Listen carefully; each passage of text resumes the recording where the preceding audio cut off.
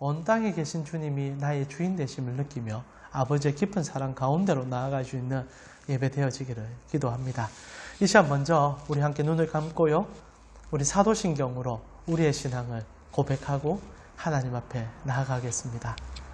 전능하사 천지를 만드신 하나님 아버지를 내가 믿사오며 그 외아들 우리 주 예수 그리스도를 믿사오니 이는 성령으로 잉태하사 동정녀 마리아에게 나시고 본디오 빌라도에게 고난을 받으사 십자가에 못 박혀 죽으시고 장사한 지 사흘 만에 죽은 자 가운데서 다시 살아나시며 하늘에 오르사 전능하신 하나님 우편에 앉아 계시다가 저리로서 산자와 죽은 자를 심판하러 오시리라. 성령을 믿사오며 거룩한 공예와 성도가 서로 교통하는 것과 죄를 사하여 주시는 것과 몸이 다시 사는 것과 영원히 사는 것을 믿사옵나이다. 아멘. 이 시간 우리 찬송가 260장으로 하나님 앞에 찬송 올려드리도록 하겠습니다.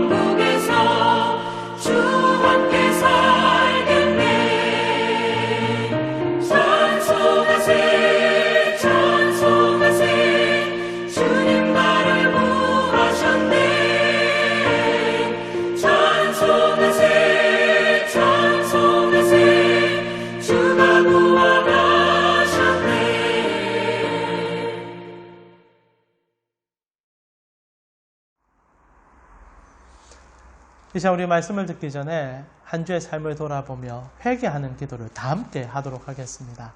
함께 눈을 감아주시고요. 이번 한 주간 하나님 앞에 살아온 삶을 다시 한번 올려드리고 오늘 또 말씀을 통하여 우리를 회복시켜 주실 주님을 기대하면서 주님 다시 한번 나를 살려달라고 이 예배 가운데 우리에게 말씀해 달라고 기도하며 우리 나아갔으면 좋겠습니다. 함께 기도드리겠습니다. 하나님 감사합니다. 오늘도 우리 사랑하는 가운 식구들과 함께 처소에서 예배 드립니다. 이런 날이 올 줄 몰랐지만 하나님께서 우리에게 이 어려움 속에 또한 우리 가정에서 이 주일을 기도함으로 예배드리게 해주셔서 감사합니다. 오늘 하나님 이번 한 주의 삶을 우리가 돌아보며 주님 앞에 발걸음을 내딛사오니 우리 사랑하는 가운 식구들의 삶을 주께서 돌아보게 하여 주시고 이번 한 주간 혹시나 죄를 지었다면 이번 한 주간 주님 앞에 나아가지 못했다며 오늘 이 예배 가운데 하나님께서 우리에게 말씀하여 주심을 통하여 새 힘을 얻고 회개하고 주님 앞에 더욱더 달려갈 수 있는 귀한 시간 되게 하여 주시옵소서. 일상 속에서 부르시는 주님, 그 주님을 경험하며 살아온 이번 한 주였습니다. 그리고 오늘 다시 한번 마무리하며 새 날을 기대하며 새 주를 기대하며 나아가기를 원하오니 기도한 우리 가운 식구들의 삶에 하나님께서 은혜를 다하여 주시고 특별히 오늘 말씀 속에 푹 잠겨 주님의 영광을 맛보며 주님의 사랑을 맛보며 주님의 그 깊음 속으로 나아갈 수 있는 충만함의 은혜가 나타나는 귀한 시간 되게 하여 주시옵소서. 오늘도 우리의 영혼에 하나님의 인치심을 다하여 주시고 성령의 충만함을 입혀주사 우리의 삶이 이번 한 주 새 힘으로 일어설 수 있는, 비록 코로나 바이러스로 인하여 많은 어려움을 겪고 있는 가정들이 많이 있지만 하나님 주님을 신뢰하는 가정마다 세상이 알지 못하는 위로함으로 하나님의 그 기쁘심이 오늘 이 예배 가운데 주어지는, 그래서 한 주간 다시 한번 일어설 수 있는 귀한 시간 되게 하여 주시옵소서. 오늘도 우리 성도님들 가슴 하나님의 말씀을 깊이 새겨주실 것을 믿사오며 이 모든 기도 우리 주 예수 그리스도의 이름으로 기도합니다. 아멘.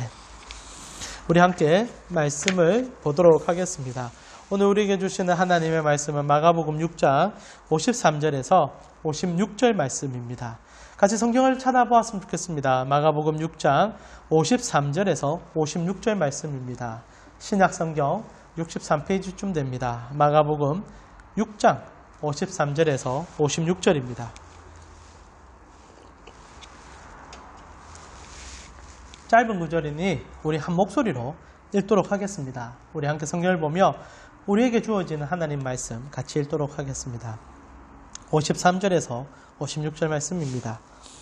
건너가 게네사렛 땅에 이르러 대고 배에서 내리니 사람들이 곧 예수신 줄 알고 그 온 지방으로 달려 돌아다니며 예수께서 어디 계신다는 말을 듣는 대로 병든 자를 침상째로 메고 나오니 아무데나 예수께서 들어가시는 지방이나 도시나 마을에서 병자를 시장에 두고 예수께 그의 옷가에라도 손을 대게 하시기를 간구하니 손을 대는 자는 다 성함을 얻으니라. 아멘. 오늘 인생의 방향이 달라질 때라는 제목을 가지고 하나님 말씀 같이 나누기 원합니다. 우리 모두가 코로나 바이러스로 인하여 고통스러운 시간을 보내고 있습니다. 그러나 이렇게 방송 설교를 통하여서라도 교제할 수 있는 것이 얼마나 감사한지 모르겠습니다. 오늘 우리가 말씀 들을 때 이 말씀이 여러분의 삶에 다시 한번 새 힘이 되어 주님 때문에 일어설 수 있는 귀한 시간 되었으면 좋겠습니다. 오늘 본문이 이렇게 시작합니다. 우리 6장 53절입니다. 같이 한번 볼까요? 건너가 게네사렛 땅에 이르러 대고, 예수님께서 배를 오늘 정박하는 장면을 우리를 이끌어 줍니다. 제자들이 배를 타고 이동하다가 어느 한 지역에 도착을 했다라고 성경은 얘기해요. 그런데 사실 오늘 우리가 읽는 이 첫 성경 구절은 참 독특한 구절입니다. 왜냐하면 예수님께서 처음 제자들에게 말했던 장소와 다른 장소에 그들이 도착했기 때문입니다. 혹시 저번 주 설교를 기억하시리라 생각합니다. 저번 주 설교 때 저희가 예수님과 함께, 물론 예수님께서 제자들을 먼저 보내시고 그들을 배 위에 가게 하셨을 때 역풍이 불어왔다는 얘기를 보았습니다. 그리고 우리 인생의 역풍 가운데서 하나님 어떤 방향을 보여주시는지, 그리고 하나님 우리에게 무엇을 요구하는지를 살펴보았었죠. 근데 혹시나 기억하실는지 모르겠습니다. 저번 주 말씀을 우리가 읽을 때 예수님께서 제자들을 배에 보내실 때 한 지역으로 가라며 그 지명을 정확하게 얘기해 주셨다는 사실이죠. 여러분 성경을 한번 보시면요. 마가복음 6장 45절에 보니까 성경은 이렇게 기록하고 있습니다. 제가 한번 읽어드리겠습니다. 눈으로 같은 성경을 보았으면 좋겠습니다.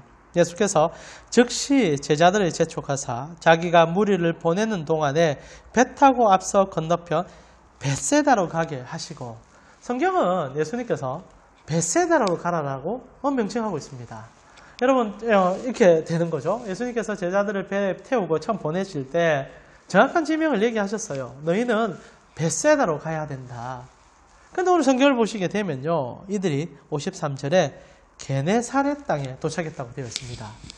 여러분 벳세다와 게네사렛 어느 정도 차이가 나는지 잘 모르실 것 같은데 잠시 우리 지도를 보도록 하겠습니다. 보셔서 아시겠지만은 게네사렛은 갈릴리 호수 서편에 있습니다. 서쪽 편에 있고, 그리고 벳세다는 또 북쪽에 있어요. 거리상 제법 차이가 납니다. 이해는 됩니다. 우리가 앞에 성경 구절을 한번 살펴보았지만은 제자들이 배를 타고 이동하는 동안 역풍이 불어왔습니다. 그래서 배가 온전한 방향으로 갈 수 없었죠. 그러나 중요한 것은 예수님께서 그 배에 오셨고 물 위를 걸어서 오셨고 그리고 제자들과 함께 항해를 시작했다는 겁니다. 그러나 결국 그 종착역은 예수님께서 말씀하신 지역이 아니라 전혀 예상하지 못했던 게네사렛이라는 지역이라는 사실이죠. 물론 게네사렛은 참 살기 좋은 동네입니다. 성경에서 게네사렛은 풍부한 자원을 가지고 있고 넘쳐나는 여러 가지 환경으로 인해서 많은 사람이 방문하는 지역이긴 해요. 그러나 우리가 그것이 중요한 것이 아니라 오늘 예수님께서 분명히 가라 했던 지역으로 제자들이 가지 못했다는 것과 그 못함의 핵심에 하나님의 뜻이 있다는 사실이죠. 분명히 예수님께서 벳세다로 가라 했었습니다. 그리고 그 예수님께서 물 위를 걸어오셨고 배에 타셨어요. 그러나 제자들과 함께 도착한 곳은 벳세다가 아니라 게네사렛이라는 거죠. 그것도 제법 차이가 많이 나는 지역에 도착하게 되었습니다. 여러분 오늘 이 성경을 어떻게 이해할 수 있습니까? 분명 하나님이 가라 했어요. 그리고 하나님께서 이를 주도하셨습니다. 그런데 어느 순간에 여러 가지 역풍이 불게 되고 환경의 어려움이 주어지자 방향이 틀려버린 거예요. 전혀 예상하지 못한 곳에 도착했다는 것이 오늘 성경의 얘기입니다. 여러분 이런 지도자, 이런 인도자를 신뢰할 수 있겠습니까? 분명히 이대로 가자 했었습니다. 그런데 어느 날 문제가 많이 생기니까 정말 손바닥 디딜듯이 장소가 변경되고 환경이 변화되는 경우가 있다는 거죠. 사람은 그럴 수 있습니다. 그러나 우리가 믿는 전능하신 하나님께서 당신이 말씀하신 방향이 아닌 일이 터졌기 때문에 또 다른 방향을 제시한다는 것은 우리에게 당혹감으로 다가올 수 있다는 거죠. 실제로 인생을 살다 보면 이런 역풍을 맞는 경우들마다 인생의 방향이 달라지는 경우를 경험하게 됩니다. 지금 코로나 바이러스만 하더라도 누가 이렇게까지 우리의 인생의 방향이 틀려질 줄 알았겠습니까? 간단한 예로 우리 교회 예배만 하더라도 저는 상상하지 못했습니다. 사실 저번 주까지도 조금 더 좋아지기를 바라는 마음에 이번 주 어떻게 될지를 주목하여 보자라고 얘기했었습니다. 그러나 결국 우리는 이 어려운 시국 속에서 영상으로 예배를 드리게 되었습니다. 이게 나쁘다는 얘기는 아닙니다. 함께 모여서 같은 자리에서 같은 마음으로 예배 드리면 제일 좋겠지만 또 이런 어려움 속에서 각 처소에서 예배를 드릴 수 있는 것 또한 온 땅에 계신 주님 앞에 설 수 있는 좋은 시간이 되리라 저는 생각합니다. 그러나 바뀌었다는 거예요.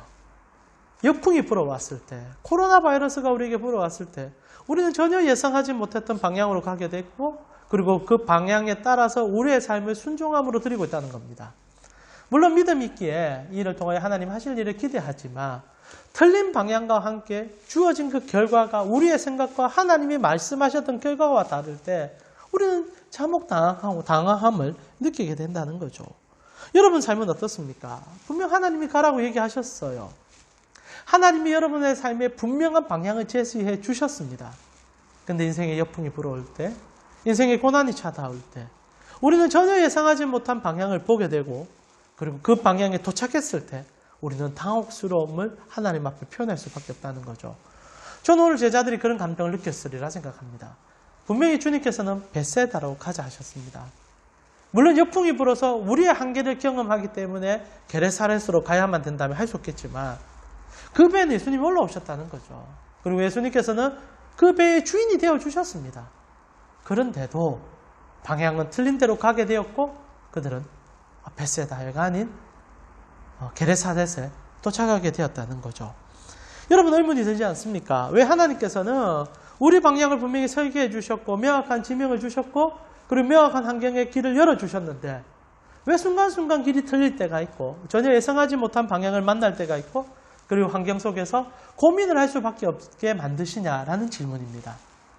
여러분은 그런 아마 의문들을 한 번쯤 인생을 살아가시면서 경험하셨다고 생각해요.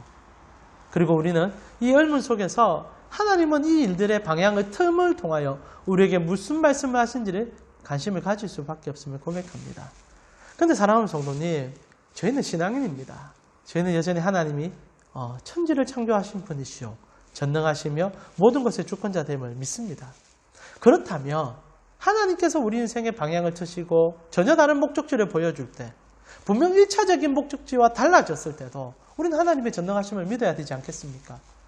그리고 우리는 왜 그것을 믿어야 될지를 우리 이성과 우리의 상식과 우리가 아는 학칙적인 부분들이 아니라 하나님의 말씀이 우리에게 무슨 말씀을 하고 있는지를 보다봄을 통하여 우리의 방향을 다시 한번 하나님으로 잡아야 될 필요가 있다고 생각합니다. 오늘 우리는 인생의 방향이 틀려질 때, 그리고 전혀 예상하지 못한 방향을 만났을 때 하나님 우리를 그 일을 통하여 무엇을 해주고 계신지를 보고 싶습니다. 그것도 말씀 속에서 말입니다. 이렇게 생각할 때 성경은 제법 많은 부분에서 방향이 틀릴 수 있다라고 얘기하고, 그 틀린 방향 속에서 하나님은 더 놀라운 일들을 해줬다라고 얘기하고 있습니다. 우리 그걸 붙잡고 싶은 거예요. 지금 여러 가지 우리가 생각할 수 없는 환경을 만나고 있습니다. 코로나 바이러스도 그렇고요. 교회 환경도 그렇고 개인의 환경도 그럴 수 있습니다. 그때 여러분 어떻게 하시겠습니까?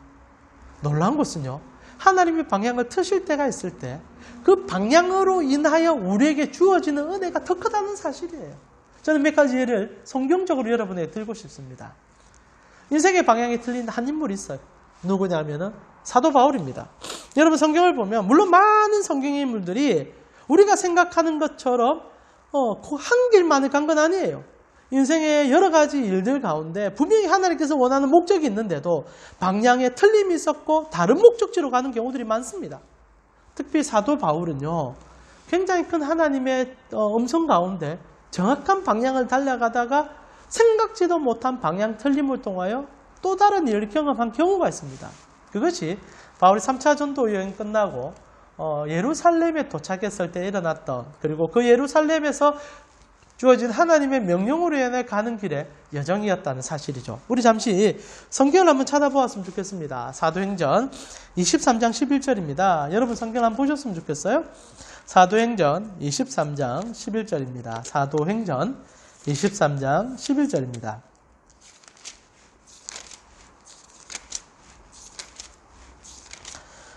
방송 설교를 하니까 되게 부담스럽습니다.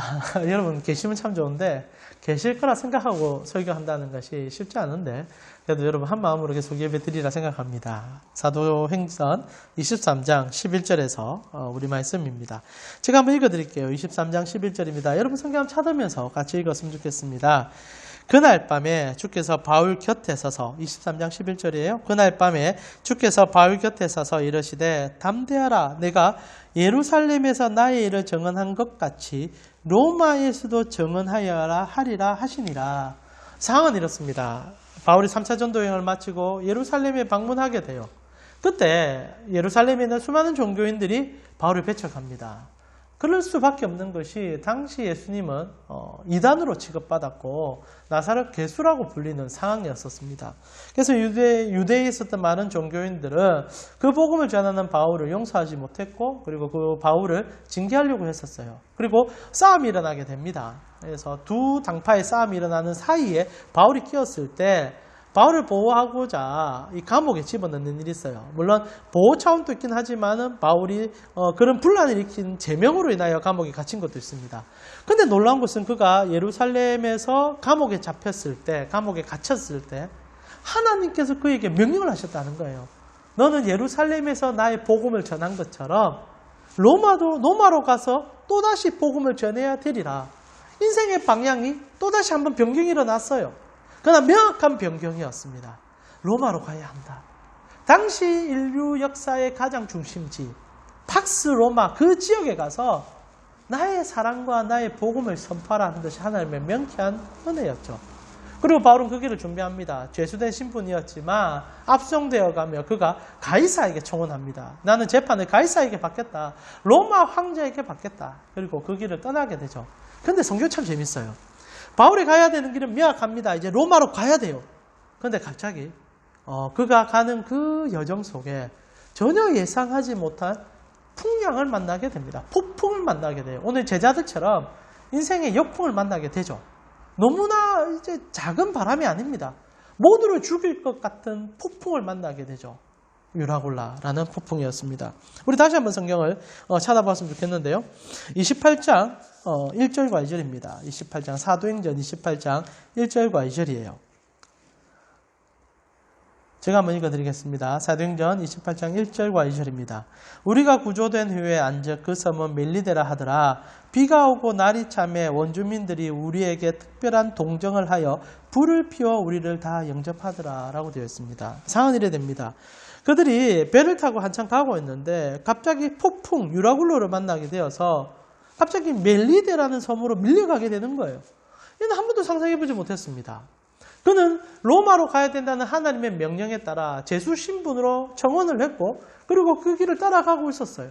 그러나 역풍이 불었죠. 엄청난 폭풍이 불었습니다. 그리고 그는 전혀 예상하지 못한 한 섬에 도착하게 돼요. 그것도 원주민들이 사는 전혀 예상하지 못한 한 섬에 도착하게 되죠. 바울은 자기 인생에 있어서 전혀 예측하지 못한 방향 틀림을 경험하고 있었습니다. 또한 이런 일은 성경에 너무 많아서 여러 가지 예를 들 수 있습니다만은 특히 예수님도 이런 일이 있었습니다. 오늘 분명 제자들과 함께 가는 길에도 방향 틀림이 있지만 예수님께서 첫 사역을 시작할 때도 전혀 예상하지 못한 방향 틀림을 통하여 한 가지 길을 보여준 적이 있어요. 그것이 무엇이냐면 예수님께서 처음 공생애를 시작하시면서 예루살렘 사역을 1차 때 마치시고 집으로 돌아가는 과정 속에 일어난 일입니다. 너무 잘 아는 얘기일 것 같은데 한번 성경을 찾아봤으면 좋겠습니다. 요한복음 4장 3절이에요. 요한복음 4장. 여러분 사도행전 우리 다시 한번 찾아볼 건데요. 잠시 접어두시고요. 요한복음 4장 3절입니다. 요한복음 4장 3절입니다. 한번 성경 찾아볼까요? 신약성경 우리 148페이지쯤입니다. 148페이지쯤 됩니다. 요한복음 4장 3절이에요.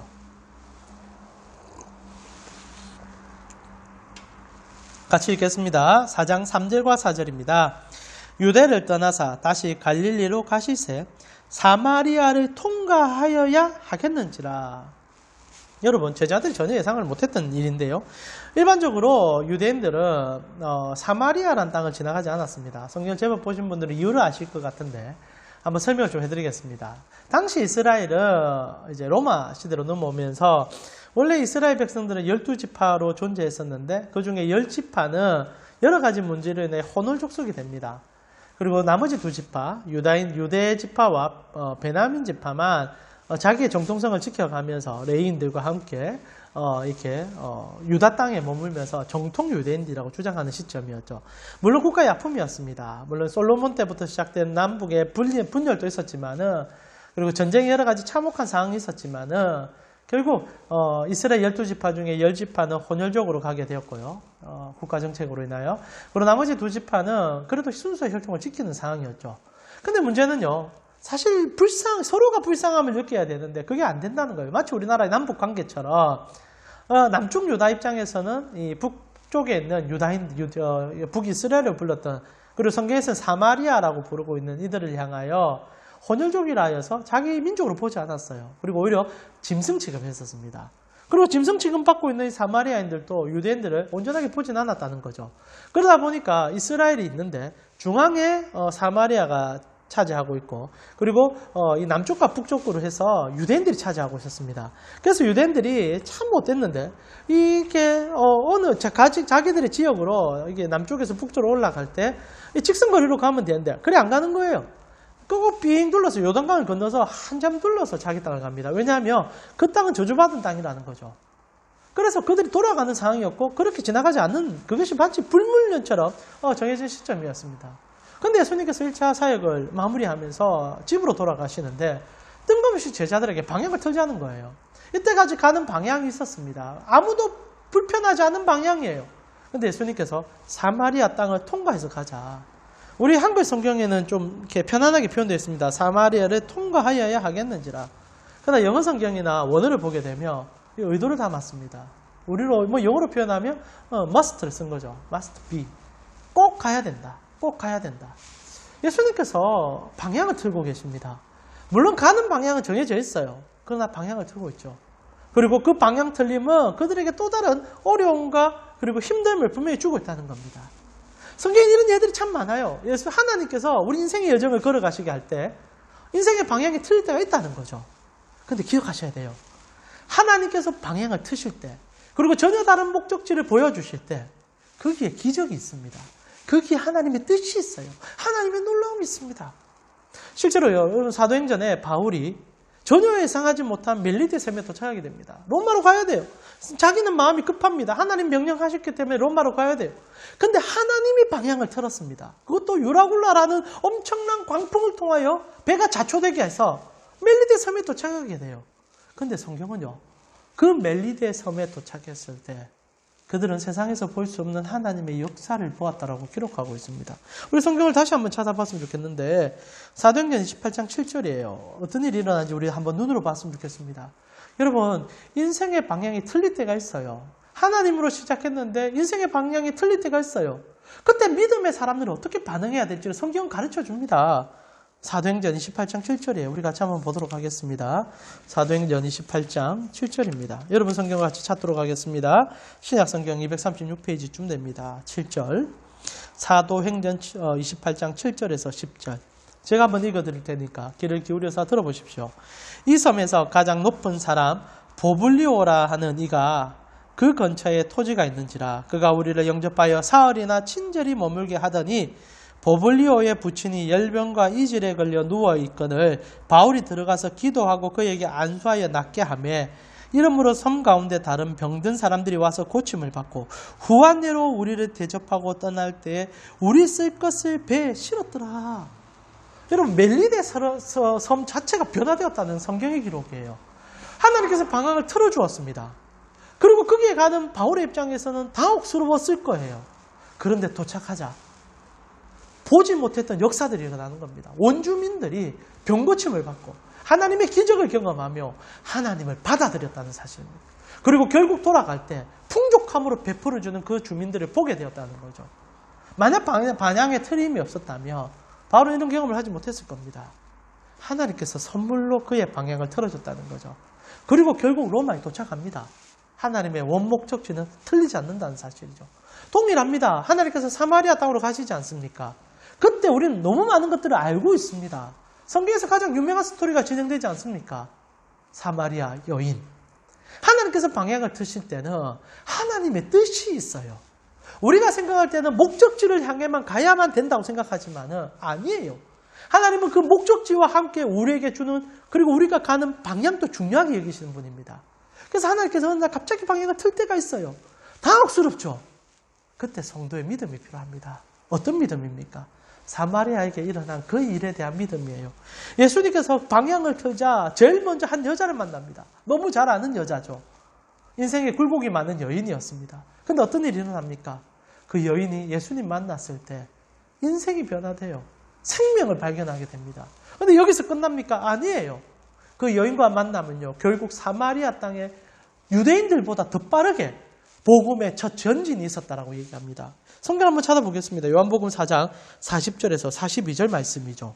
우리 성경을 한번 꼭 찾아봤으면 좋겠습니다. 요한복음 4장 40절에서 42절입니다. 우리 사도행전 바로 뒤에 있으니까 찾기 편하실 겁니다. 바로 앞에 있으니까 요한복음 4장 40절에서 42절입니다. 찾으신 줄 알고 제가 읽어드리겠습니다. 사마리아인들이 예수께 와서 자기들과 함께 유하시기를 청하니 거기서 이틀을 유하심에 예수의 말씀으로 말미암아 믿는 자가 더욱 많아 그 여자에게 말하되 이제 우리가 믿는 것은 내 말로 인함이 아니니 이는 우리가 친히 듣고 그가 참으로 세상의 구주신 줄 알미더라 하였더라. 예수님을 만나서 그 마을이 변화됐다고 성경은 얘기합니다. 무엇 때문에요? 방향의 틀림 때문에. 방향의 틀림 때문에. 우리의 인생의 계획은 우리가 틀릴 때는 괴로워요. 그러나 하나님이 그 일에 개입하신다면 그것은 기적을 보는 자리요, 영광을 보는 자리요, 하나님의 축복을 누리는 자리라는 겁니다. 오늘 본문도 똑같습니다. 벳세다로 가자 했지 않습니까? 그러나 전혀 생각지 못한 역풍을 만나서 그들은 배가 자초되듯이 다른 방향으로 갔어요. 그리고 전혀 예상하지 못했습니다. 예수님 배에 계시는데도 게네사렛에 도착했습니다. 그런데 성경은 게네사렛에 예상치 못한 복을 부어줍니다. 성경을 다시 한번 우리 원본문으로 찾아가겠습니다. 마가복음 6장이지요. 우리 다시 한번 찾아보겠습니다. 마가복음 6장 54절에서 56절입니다. 우리 오늘 본문입니다. 우리 오늘 마지막으로 이 구절을 함께 읽으면서 말씀을 다시 한번 주님 앞에 다짐하며 주의 영광으로 나아갔으면 좋겠어요. 6장 54절에서 56절입니다. 우리 같이 한번 읽어봅시다. 읽고 우리에게 주는 이 코로나 시국에, 이 어려운 시국에 우리에게 주는 하나님의 말씀으로 받아들입시다. 54절에서 56절입니다. 같이 읽겠습니다. 배에서 내리니 사람들이 곧 예수신 줄을 알고 그 온 지방으로 달려 돌아다니며 예수께서 어디 계신다는 말을 듣는 대로 병든 자를 침상째로 메고 나아오니 아무데나 예수께서 들어가시는 지방이나 도시나 마을에서 병자를 시장에 두고 예수께 그의 옷가에라도 손을 대게 하시기를 간구하니 손을 대는 자는 다 성함을 입더라. 엄청난 일이 일어납니다. 근데 오늘 일들은요, 참 독특해요.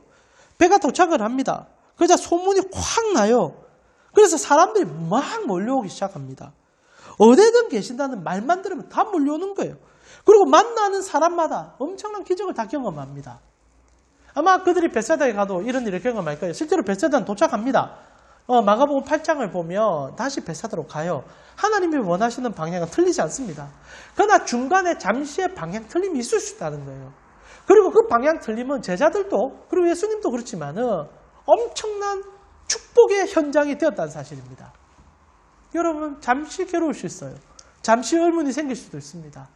그러나 믿음을 드렸을 때 우리는 놀라운 것을 보게 된다는 사실이죠. 사랑하는 우리 가운교회 성도님, 하나님께서는 우리를 인도하십니다. 그리고 하나님의 목적은 절대 바뀌질 않아요. 하나님은 여전히 전능하십니다. 전능하신 분이 방향을 틀 때가 있습니다. 우리 인생에 전혀 생각하지 못한 환경을 만날 때가 있어요. 고난이 닥칠 때도 있습니다. 역풍을 만날 때도 있어요. 그러나 믿음을 잃지 마십시오. 하나님은 우리의 방향 틈을 통하여 우리에게 놀라운 것을 보여주기를 원하고 계십니다. 믿음으로 보셨으면 좋겠어요. 하나님은 그리 하시는 분이십니다. 하나님은 우리에게 그렇게 주시는 분이십니다. 여러분의 직장에서, 여러분의 가정에서, 여러분이 사는 삶의 터전에서 때로는 방향의 틀림을 경험하셨습니까? 전혀 예상하지 못한 방향으로 가서 그 도착점이 나의 상상을, 나의 아픔을 자극하는 경우가 있습니까? 그러나 그 변수는요, 하나님 손에 있는 변수입니다. 하나님이 주신 은혜의 변수예요.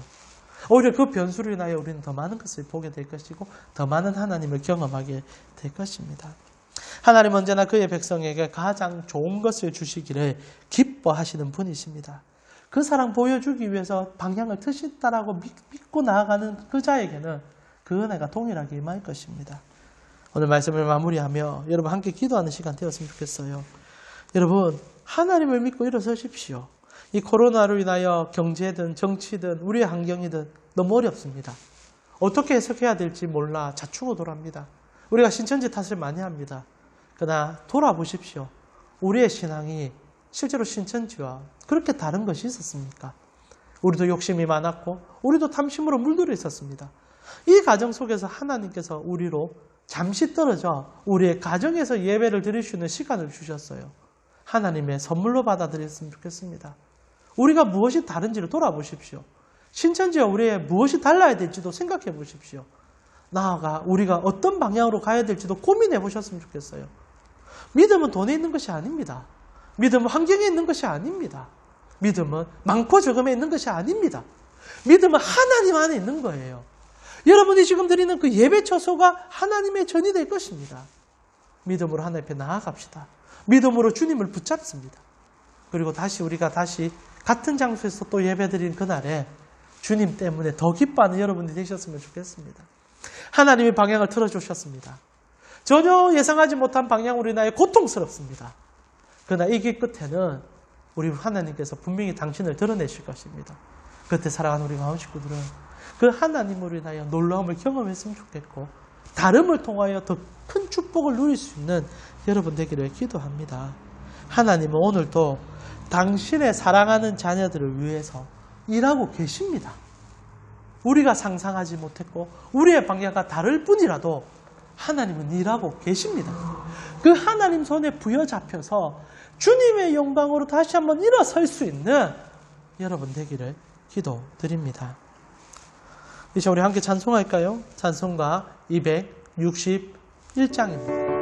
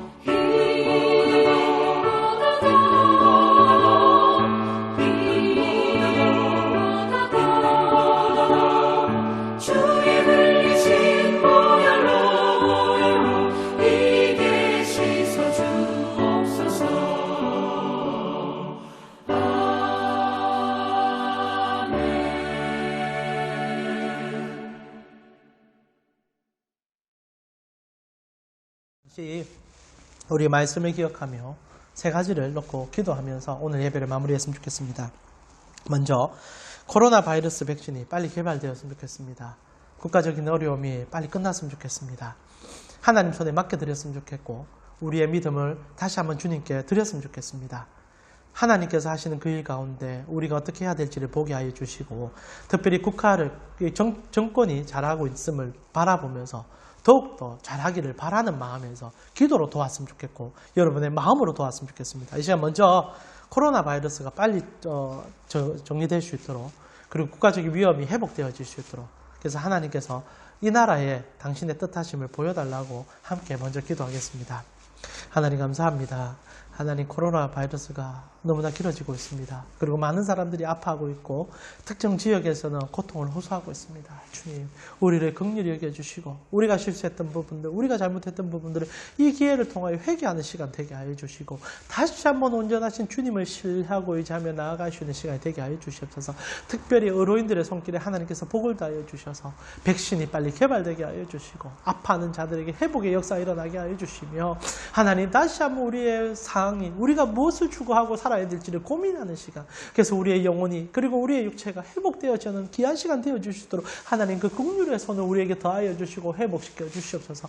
특별히 우리 사랑하는 가운식구 가운데 코로나 바이러스로 하여 경제적인 어려움을 당한다든지 환경적인 어려움을 당하는 분들이 계시다며 하나님의 거룩하신 손길로 회복시켜 주시고 아버지의 뜻하심이 어떠하심을 알 수 있는 귀한 시간 되게 하여 주시옵소서. 우리 두 번째로 함께 기도하겠습니다. 지금 경기가 너무 어렵습니다. 이게 계속 지속될수록 어려울 수밖에 없는 환경 아닙니까? 기도했으면 좋겠습니다. 물질이 우리의 인생의 전부는 아니지만 또한 필요한 것 아닙니까? 하나님의 도움이 필요한 시점입니다. 주님, 우리 가정에 그리고 이쪽 대한민국의 환경에 그리고 특별히 우리 가운 식구들의 사업터에 하나님의 긍휼을 베풀어 주셔서 회복의 은혜를 달라고 그래서 눈물이 거쳐지고 새 빛이 이루어지는 시간들이 되게 해달라고 다시 한번 이 환경과 여건을 놓고 간절한 마음으로 하나님께 기도하며 나아갔으면 좋겠습니다. 같이 기도드리겠습니다. 하나님 감사합니다. 하나님께서 이 환경 속에 우리 가운 식구들의 경제적인 환경도 주님 돌아봐 주시옵소서. 하나님 온 세상이 어렵습니다. 다들 힘들어하며 눈물 흘리고 있고 아버지 특히 자영업자들이 얼마나 고통스러워한지 모릅니다. 하나님 빨리 회복되게 하여 주셔서 하나님 정말로 너무너무 배가 고파 힘들어하는 자들에게 위로함을 다해 주시고 경제적인 어려움으로 인하여 어떻게 해야 될지 몰라 자충우돌하는 자들에게도 위로의 소식을 다해 주시며 특별히 우리 사랑하는 가운 식구들의 사업터도 주님께서 지켜주셔서 그곳에서 다시 한번 하나님 때문에 일어설 수 있는 은혜를 허락하여 주시고 주님으로 나아가 주님 때문에 다시 한번 드릴 수 있는 귀한 그 터전들이 되어질 수 있도록 주님 붙잡아 주시옵소서. 하나님께서 우리 식구들의 모든 마음에 하나님의 은총을 다하여 주시고 아버지로 회복되어지고 아버지로 나아갈 수 있는 은혜를 다하여 주시옵소서. 우리 마지막으로 교회를 위해서 기도해 주셨으면 좋겠습니다. 비록 우리가 지금 떨어져서 예배를 드리게 되지만 우리가 공동체로서 모여야 됨을 늘 기억합니다. 하나님 코로나 사태가 빨리 진정되게 하여 주시고 우리 가온교회가 이 남산동에서 그리고 주님이 주어진 부산 땅에서 주님의 순전함과 거룩함과 그리고 놀라움으로 나아갈 수 있는 교회가 되었으면 좋겠습니다. 어떤 분이 이렇게 얘기해 주시더라고요. 반드시 나갔으면 좋겠다고. 정말 반드시요. 정말 반듯하게 나아갈 수 있는 우리 교회가 되었으면 좋겠습니다. 정말 정확하게 하나님 말씀대로 나아가기 위해서 발버둥 치는 교회가 우리 가온교회가 되었으면 좋겠습니다. 마지막으로 우리 가온교회가 하나님 안에서의 정직함과 정결함과 거룩함을 유지하며 주님만으로 살 수 있는 교회가 되게 해달라고 여러분 기도 부탁합니다. 다시 한번 여러분의 몸된 교회를 위해서 기도해 주시고 제가 여러분을 위해서 축복 기도하며 오늘 예배를 마치도록 하겠습니다. 같이 한번 기도드리겠습니다. 하나님 감사합니다. 하나님 우리 가운 식구들을 주께서 붙잡아 주시고 늘 하나님께서 은혜를 다하여 주시옵소서. 지금 어려운 시국을 맞이하였지만 우리가 이렇게 인터넷으로 영상으로 예배드립니다. 하나님 우리 교회를 긍휼히 여겨주시고 이 시대에 그리고 이 시국에 하나님의 말씀대로 살 수 있는 교회가 되어지기 원합니다. 사람의 손길도 중요하고 환경도 중요하지만 우리 가운 교회는 주님의 주님만 신뢰하는 교회가 되어지길 기도합니다. 특별히 우리 남산동에 보내주셨으니 이 남산동에서 주님 말씀 하나로 살 수 있는 교회가 되고 싶습니다. 주님 때문에 살아날 수 있는 교회가 되고 싶습니다. 주님 우리를 긍휼히 여기시고 정말 반드시 반듯한 교회가 되어질 수 있도록 주여 붙잡아 주시고 하나님으로 가슴 뛰는 교회, 하나님으로 회복되는 교회, 하나님으로 가슴 벅찬 교회가 우리 교회가 되어질 수 있도록, 그래서 하나님 이곳에 오는 자들이 세상 근심 걱정을 내려놓고 주님만 보일 수 있는 귀한 은혜가 이 많은 교회가 되어지길 원합니다. 하나님 우리 가운데 주께서 붙잡아 주시고 말씀에 사로잡힌 자들, 주님 앞에 경건하게 설 수 있는 자들이 되어 주님으로 가슴 뛰는 신앙생활들을 할 수 있도록 주님 붙잡아 주시옵소서. 주님 오늘도 우리의 예배를 받아주시고 우리와 함께 하심을 기뻐합니다. 각자 처소에서 주님 앞에 무릎 꿇고 예배드립니다. 하나님 우리 사랑하는 가운 식구들이 이 환경과 여건 속에서 더 크신 하나님을 보게 하여 주시고 환경에 매몰되지 않도록 우리의 인생의 방향이 틀어졌을지라도 우리가 생각하는 방향으로 가지 않을지라도 주신 자도 여호와시고 이끄시는 분도 하나님이시기에 우리가 그 자리에서 주의 영광을 보기를 원합니다. 주실 하나님 그리고 이끄실 하나님, 그 하나님으로 가슴 뛰는 이번 한 주 되어질 수 있도록 우리를 인도하여 주시옵소서. 지금은 우리 주 예수 그리스도의 은혜와 하나님 우리 아버지의 무한하신 사랑과 성령님의 감화감동 교통케 하심이 코로나 바이러스로 인해 힘겨워하지만 이 어려움 속에서도 하나님을 신뢰하며 예배드림을 통해 또 다른 회복을 그리고 그 역사를 기대하고 있는 가온교회 모든 성도님들 머리 위에 지금부터 영원토록 함께 있을지어다. 아멘. 교회 소식 잠시 전해드리겠습니다. 당분간 이 코로나 사태가 진정되기 전까지는 각자 처소에서 예배 드릴 수 있도록 하겠습니다. 수요 예배는 지금 고민 중인데요. 이번 주까지는 쉬도록 하고 다음 주까지 우리가 장기적으로 쉬게 된다면 이렇게 인터넷으로 수요 예배를 드릴 수 있도록 계시록 말씀 우리가 함께 묵상할 수 있도록 그렇게 하려고 생각합니다. 위에서 기도해 주셨으면 좋겠고요. 이 기회가 여러분이 하나님과 더 친밀해질 수 있는, 하나님께 더 나아갈 수 있는 시간이 되어지기를 기도하겠습니다. 한 주간 더 승리하시고요. 함께 교통하시고 서로 또 연락하시면서 서로를 또 챙겨볼 수 있는 귀한 한 주가 되어지기를 기도합니다. 여러분 주님 안에서 승리하는 시간들 되시기를 축원하며 기도합니다.